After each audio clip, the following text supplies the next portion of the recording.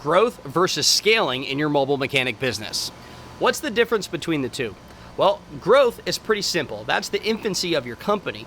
As your costs go up, so does your revenue. And as your costs continue to go up, so does your revenue. They take a trajectory of the same line as that you grow the company.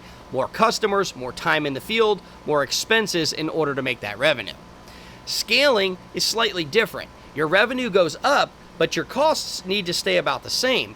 That could be things like streamlining your scheduling, how you deal with your customers on phone calls, all those different things to make your company more efficient in order to make more money without having to output a lot more energy. I'll give you some examples. In the beginning of your company, when you're out there and you're hustling it and maybe you're only doing 1 to 2 cars a day, as you start spending more money on tools and time in the field for yourself, your revenue is going to go up because now you're starting to do 4 and 5 and 6 cars a day. That's kind of a short example of how growth is.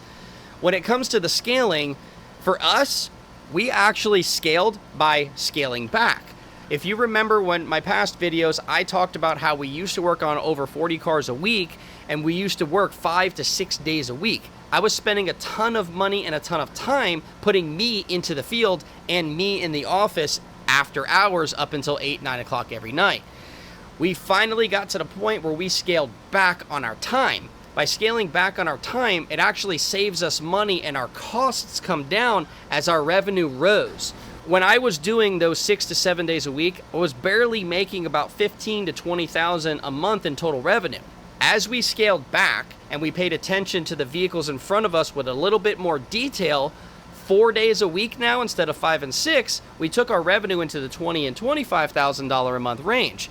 That rose our revenue and took our costs down, and that was how we scaled up by scaling back. So even though growth and scaling can almost be the same thing, you need to understand the difference between the two, so that way you can understand your company and make sure as your revenue is rising, your costs are staying the same or even going down.